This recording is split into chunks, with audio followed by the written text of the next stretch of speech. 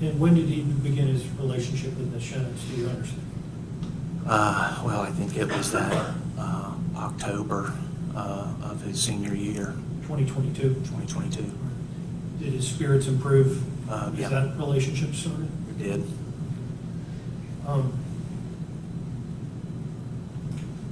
Did there come a time when Spencer's behavior wasn't as positive?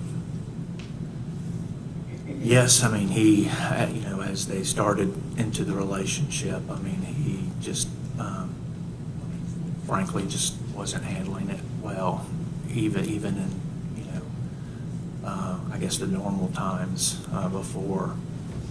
I think he was just always stressed out about it. He couldn't enjoy it. He was always stressed out about, and this is my outside perspective, he seemed to just be too wrapped up in a lot of stuff that might not have been going on, and it just drove him to a bad place. Very insecure. But did he ever act in an aggressive or violent manner? No, I didn't see that. Ultimately, Mr. Pearson, your son, and Madison's relationship ended, correct? Correct. How did your son take that? Not well. I mean, he was very sad, very depressed.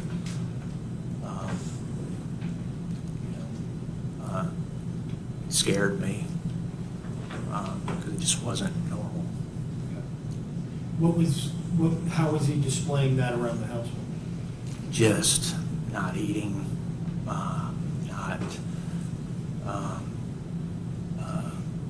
just sitting on the couch for hours and hours, and just you barely interact with him. And this is after the breakup, which I understand is roughly in the beginning of April of Correct. 2023. Correct. Based upon how you perceived his behavior around the home, did you and your wife start exploring treatment for Spencer? We did. And in doing so, what was the first line of treatment that you explored? Well, we went into our network of providers, and we literally just went down the list of people. And what were you looking for? We were looking for, I believe it was a psychologist. And it was extremely difficult to get an appointment. I want to say we were turned away probably a half a dozen times. Then we started at the same time we were trying to utilize our personal network, asking around. People started recommending Elbow Tree, I believe, and Is that a practice group? yes, correct. And then ultimately we landed on a place called Here Tomorrow. We found it online. Somebody pointed us in that direction. And then shortly after that, my wife's uncle called and mentioned Here Tomorrow as well. He was in Nashville and he read about it, and he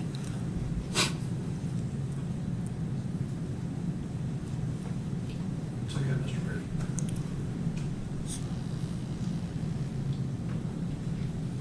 So, as I understand your testimony, both independently researching it online as well through a recommendation, as well as a family member touching on the same, did you and your wife decide that Spencer should go there just to get access to care? Yeah, we sent him there because we could get something right away. I mean, it was that afternoon. We were so excited. Did you have time to research the qualifications of anyone working there? We just wanted to Want to help? talk to somebody. Did you take him to that first appointment? Me and Tanya did.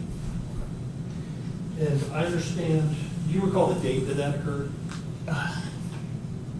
Sometime in April, mid-April maybe. The records reflect that that first appointment would have been April 13 of 2023. Is that? That sounds compare right. with your recollection? Yeah. How did you see him leaving that appointment? Spencer, that is.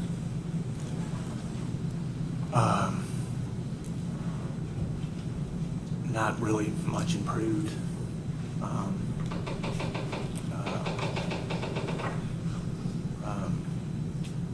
Is he still Yeah. exhibiting the same He was. signs of depression you had Yeah. testified to about the house? He was.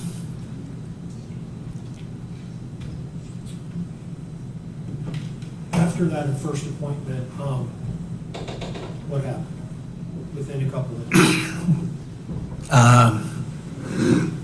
That's when he tried to commit suicide a few days after that.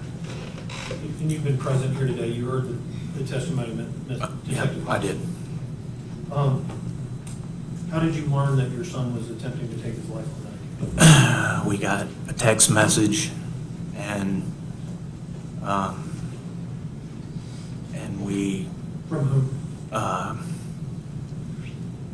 think it was Spencer. You remember the content? It was, I love you, Dad. In response to that text, what did you do? Ran upstairs, To a particular room in the house? yeah, to his bedroom. Spencer's? What did you find? He wasn't there. And we looked in this closet. Tanya was with me. And he was hanging. In the closet? What was he hanging from? The pole with the necktie. And how was the necktie affixed to the pole and then Spencer? Around his neck, yep. On that discovery, what do you do? Tanya went to undo the necktie, and I was holding him, and I was lifting him up, To take pressure off his neck? take pressure off his neck. And were you able to relieve the pressure, do you believe? Yeah, Were you and your wife able to get him down from that position? yeah. She struggled a bit getting it untied. Seemed like forever. She got it loose. I threw him on the floor. He was blue. Could you tell whether he was breathing? I couldn't tell. But he was blue in the face? He was blue in the face. And then there was tears coming out of his eyes, and me and Tanya were just hugging on him and crying. And then we got him downstairs on the couch, trying to figure out what to do. Tanya got in touch with a friend that was a nurse. She said, take him to Baptist Health in Jacksonville. We stayed with him on the couch, me and Tanya, that night. And for the record, Tanya's your wife? Correct. And we took him to Baptist Health the next morning. I believe that was Tuesday morning. And upon his presentation in the hospital, where did Spencer go thereafter? So we were in the emergency room area for quite a bit, and then we were admitted into the Baptist Mental Health Facility. And how long did Spencer stay in the mental health facility? We got there on Tuesday. I think we picked him up on Saturday, and afternoon. About 5 days. Correct.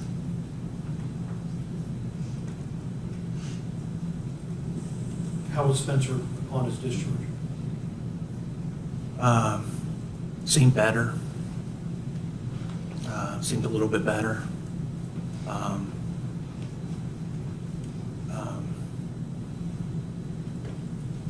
Didn't seem to last long.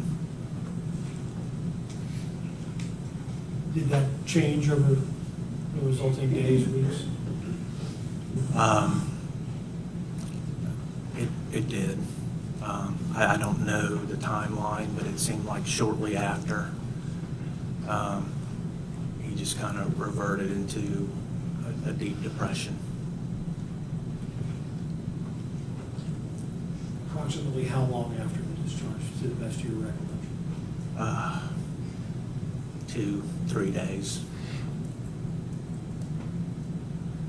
Did you make efforts after he was discharged to get him in to counseling with a psychologist? Well, and my wife, Tanya, can speak better to this, but I know we were trying to, the way it was going to work was once he left Baptist, he was going to get outpatient care, and we had to schedule that first thing Monday. So Tanya was working. She was the one making those calls? She was making those calls. We'll let her address that. Okay. In any event, was Spencer able to get in with a psychologist or a psychologist? Yes, we had I believe a couple appointments. We went back to here tomorrow. That's where he returned? Correct, that's where he returned. And He saw a different person? Do you remember when roughly that was? If the records reflected May 31 of 2023. Yeah, I remember it being the end of May. But does May 31 comport with your recollection of when that was? It does. You didn't take him to that appointment, did you? No, but his sister did, who's McKenna. She took him, and I made him go to that one. And he's 18 at this point. Are people communicating with you about his health care at this time? That was tough. Here tomorrow they weren't. And at Baptist we had to go through some hoops to get communication going there.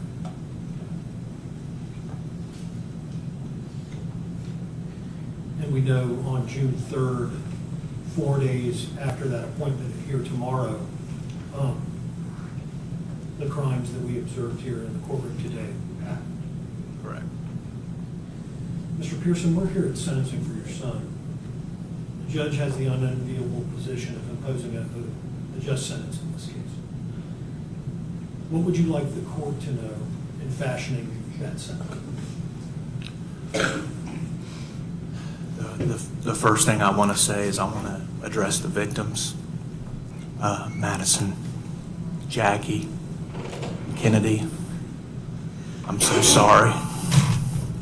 I'm sorry this happened to you. Madison, you were always so sweet. Coming over, you were such a beautiful person to be around. You were so good to our family. I'm sorry this happened to you. I think about you every day. I pray for you every day. You're a sweet soul. You're a beautiful person. I know that. I'm sorry. And Jackie, I'm sorry. I'm so sorry. I know you've had to go through a world of hurt and just dealing with all of this. I'm sorry. I pray for you to have peace, and and forgiveness, just can't say I'm sorry enough. Y'all don't deserve this. Kennedy, thank you. Thank you for saving multiple lives. You are a hero. And I believe you also saved my son. I know you didn't intend to, but I thank you for that. I know this apology might do little to, or maybe might not comfort you at all. But I just wanted you to know from me and my family that we are so sorry that our son did this to you. Now, undoubtedly, there's going to be punishment imposed in this case. What would you like to see as a result of whatever the court decides to do? What are you hoping for your son? Spencer deserves a chance to have a life. Spencer needs help. I know that without a doubt. He's got a lot of issues, a lot of mental problems. I'm worried about his head injuries. Spencer was never violent. He was a good kid. I don't know what happened. I believe Spencer can be rehabilitated, and I believe he needs that chance. And in the event he is able to return to your home or the community, you and your wife and your family stand by him and will make efforts to support him and try to allow Absolutely. him to succeed. Absolutely. He has our full support.